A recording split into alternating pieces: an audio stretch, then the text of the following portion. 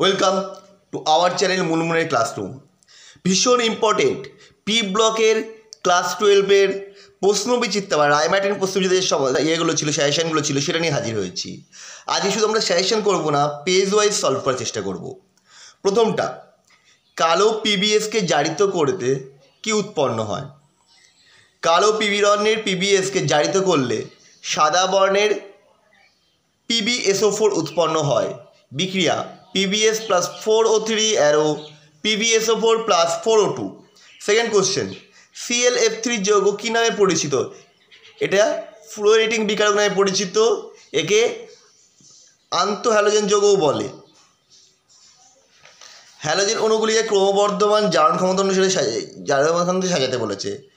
Halogen অণুগুলোর ক্রমবর্ধমান জারণ ক্ষমতা অনুসারে সাজিয়ে পায় I2 less than Br2 less than Cl2 less than F2। That means F2 এর জারণ ক্ষমতা সর্বাধিক আর I2 এর সর্বনিম্ন। ওজোন মিশ্রিত অক্সিজেন থেকে কীভাবে বিশুদ্ধ O2 পাবো?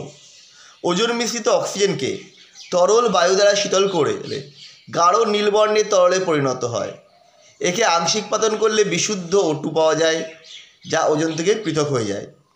পরের কোশ্চেন, হ্যালোজেনের হাইড্রোক্সাইডগুলির জলীয় দ্রবণগুলিকে ক্রমবর্ধমান আম্লিকতনে সাজিয়েছে। কি বলেছে? HF সবথেকে কম আম্লিক আর HI সবথেকে বেশি আম্লিক। HF greater than HCl greater than HBr greater than HI। কেন না, ওপর থেকে নিচে নামলে হ্যালোজেনের আকার বড় হচ্ছে, ফলে হাইড্রোজেন এবং হ্যালোজেনের মধ্যে যে বন্ধন দূরত্ব সেটা ক্রমশ বেড়ে যাচ্ছে, ফলে বন্ধন বিরোধী শক্তি কমছে, ফলে আম্লিকতা বাড়ছে। এটা হবে এটা। আমরা চাইছি তোমাদের যতটা কম করে যতটা শর্টের মধ্যে আনা যায়, সেই হিসাবে আমরা চলে যাচ্ছি পেজে, যেগুলো বেশি ইম্পর্টেন্ট। প্রথম দেখো 2 নম্বর পেজে রয়েছে, কি রয়েছে? NH3 ও PH3-র মধ্যে কোনটির বিজারণ ক্ষমতা বেশি এবং কেন? দেখো, এটার মধ্যে মূলত যেটা হবে, বিজারণ ক্ষমতা বেশি হচ্ছে PH3-র। N এবং P পরমাণুর মধ্যে P পরমাণুর আকার বড় হওয়ায় N বন্ড H বন্ধন অপেক্ষা P বন্ড H বন্ধন বড় হয়, ফলে PH বন্ধন সহজেই বন্ধন বিয়োজনে শক্তি কম হয়। বন্ধন দ্রব্য বেশি হলে বন্ধনের শক্তি কম হলো, ফলে PH সহজেই বিয়োজিত হয়ে জায়মান হাইড্রোজেন দিচ্ছে, তাই NH3 অপেক্ষা PH3-র বিজারণ ক্ষমতা বেশি। পরে আছে দেখো 3 নম্বর করে, SF6 আদ্যবিশিত হয় না কিন্তু SF4 হয়, SF6 আদ্যবিশিত হয় না কিন্তু SF4 হয়। কেন? সালফার দেখো সর্বাধিক যোজ্যতা 6 হওয়ায় SF4 যৌগে সালফারের কণিকা বৃদ্ধির সুযোগ রয়েছে। 4টি F পরমাণু দ্বারা সৃষ্টি স্টেরিক হিন্ড্রেন্স কম হওয়ায় 2টি জলের অণু সহজেই S পরমাণুকে আক্রমণ করতে পারে, তাই SF4 সহজেই আদ্যবিশ্লেষিত হয়। দেখো বিক্রিয়া দিয়ে দিয়েছি, SF4 প্লাস 2H2O আরও তৈরি হবে 4HF প্লাস SO2। অপরদিকে SF6 যৌগের S পরমাণু সর্বাধিক সমযোজ্যতায় থাকে 6, ফলে S এর কন্ডিশন সংখ্যা বৃদ্ধির সুযোগ নেই। তাছাড়া 6টি F পরমাণু S পরমাণু ঘিরে থাকায় স্টেরিক বাধার জন্য S পরমাণুকে আক্রমণ করতে পারে না, ফলে F পরমাণুর ফাঁকা দিক এবং F পরমাণু ফাঁকা দিকক্ষ না থাকায় জলের অণুর থেকে যে নিঃসরণ F পরমাণু গ্রহণ করতে পারছে না, তাই SF6 সহজে আদ্যবিশ্লেষিত হয় না। সমীকরণ সহজে উদাহরণ দাও অ্যামোনিয়ার বিজারণ ধর্ম। কালো বর্ণের কিউপিক অক্সাইডের ওপর দিয়ে অ্যামোনিয়া চালনা করলে অ্যামোনিয়া CO বিজারিত হয়ে লাল বর্ণের কপারে পরিণত হয়। তাহলে অ্যামোনিয়া CO বিজারিত করে কপারে পরিণত করছে, আর নিচে জারিত হয়ে নাইট্রোজেনে পরিণত হচ্ছে, তাহলে এটা বিজারণ ধর্ম। বিক্রিয়া 3CuO plus 2NH3 arrow 3Cu plus N2 plus 3H2O। পরে কোশ্চেন মোস্ট ইম্পর্টেন্ট, আর্দ্র ক্লোরিন শুষ্ক রঙিন বস্তুকে বিরঞ্জিত করতে পারে, শুষ্ক ক্লোরিন পারে না কেন? ব্যাখ্যা করো। ক্লোরিন জলের সঙ্গে বিক্রিয়ায় HCl ও HOCl উৎপন্ন করে। এই HOCl বিয়োজিত হয়ে জায়মান অক্সিজেন উৎপন্ন করে, যা রঙিন দ্রব্যকে জারিত করে বিরঞ্জিত করে। তাই আর্দ্র ক্লোরিন শুষ্ক ও রঙিন বস্তুকে বিরঞ্জিত করতে পারে। বিক্রিয়া H2O প্লাস Cl2 তৈরি হবে HCl প্লাস HOCl। HOCl ভেঙে তৈরি হচ্ছে HCl প্লাস জায়মান অক্সিজেন, রঙিন বস্তু প্লাস জায়মান অক্সিজেন, আরও বর্ণহীন বস্তু। শুষ্ক ক্লোরিন জায়মান অক্সিজেন উৎপন্ন করতে পারছে না, ফলে রঙ্গবস্তু বিরঞ্জিত করে না। তো এরপরে চলে যাও 4 নম্বর পেজে আছে কোশ্চেনটা। জলে প্রলম্বিত I2 এর মধ্যে দিয়ে SO2 গ্যাস চালনা করলে কী হবে? জলে প্রলম্বিত I2 এর মধ্যে দিয়ে SO2 গ্যাস চালনা করলে I2 বিজারিত হয়ে HI এ পরিণত হয় এবং SO2 জারিত হয়ে H2SO4 এ পরিণত হয়। I2 plus SO2 plus 2H2O তৈরি হবে 2HI প্লাস H2SO4। XeOF4 কাঁচের পরিবর্তে নিকেলের পাত্রে রাখা হয় কেন? কাঁচের প্রধান উপাদান SiO2 সিলিকা। কাঁচের পাত্রে XeOF4 রাখলে এটি সিলিকার সাথে বিক্রিয়া করে XeO2F2 উৎপন্ন করে, ফলে কাঁচ পাত্র ক্ষয়ে যায়। তাই কাঁচের পাত্রে XeO4কে না রেখে নিকেল পাত্রে রাখে, নিকেলের সাথে বিক্রিয়া করে নাও। 2XeOF4 plus SiO2 arrow 2Xe2F2 plus SiF4। এবার তোমরা চলে যাও পেজ 6। মিশ্র অক্সাইডের উদাহরণ দাও। এটাকে মিশ্র অক্সাইড বলে কেন? একটি মিশ্র অক্সাইড হচ্ছে Fe3O4, কারণ এটি দুটি ভিন্ন ধাতু, কারণ একই ধাতুর দুটি ভিন্ন জারণ অবস্থার অক্সাইডের মিশ্রণকে মিশ্র অক্সাইড বলে।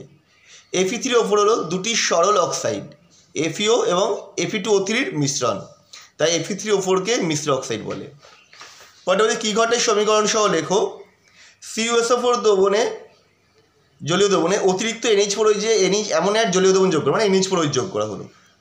CuSO4 এর জলীয় দ্রবণে NH3 জলীয় দ্রবণ অল্প পরিমাণে যোগ করলে বেসিক কপার সালফেটের নীলাবর সাথে পদক্ষেপ পড়ে। এটা আমাদের জানতে চাই না, আমাদের অতিরিক্ত বলেছিল। যা পরে অতিরিক্ত পরিমাণ অ্যামোনিয়ার জলীয় দ্রবণের সাথে বিক্রিয়ায় গাঢ় নীলবর্ণের জটিল যৌগ টেট্রাঅ্যামিন কপার 2 সালফেট উৎপন্ন হয়। বিক্রিয়া দেখো দেওয়া রয়েছে স্ক্রিনে। 2CuSO4 প্লাস 2NH4OH তৈরি হবে COH2 plus CuSO4 plus NH4 CuSO4 aqueous plus 4NH4OH মানে অতিরিক্ত দেওয়া হয়েছে, তো এটা হবে Cu plus NH3 SO4 plus H2O। পরের কোশ্চেন, HClO2 HClO3 ও HCl4কে জারণ ক্ষমতা বৃদ্ধির ক্রমশ সাজাও। ক্রমটা হচ্ছে কি? HClO4 less than HClO3 less than HClO2 less than HClO। কারণ কি? অ্যানায়নের স্থিতিশীলতা যত হ্রাস পায় জারণ ক্ষমতা তত হ্রাস পায়। আবার অ্যানায়নের অক্সিজেন পরমাণুর সংখ্যা যত বৃদ্ধি পায় pি-ডি ব্যাকবন্ডিংয়ের মাধ্যমে চার্জের ডিলোকেশন তত বৃদ্ধি পায়, ফলে অ্যানায়নের সাহিত্য বৃদ্ধি পায়, জারণ ক্ষমতা হ্রাস পায়। মানে অ্যানায়নের সাহিত্য বাড়লে জারণ ক্ষমতা কমবে, অ্যানায়নের সাহিত্য কমলে জারণ ক্ষমতা বৃদ্ধি পাবে।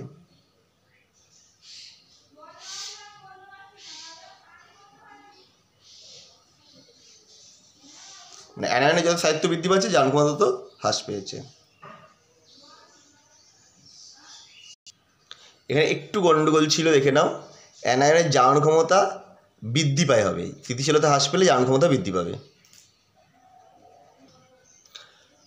পরের কোশ্চেন 7 নম্বর পেজে আছে। SO3 যৌগের সংকরায়ন প্রকৃতি, এটা হবে হচ্ছে sp2।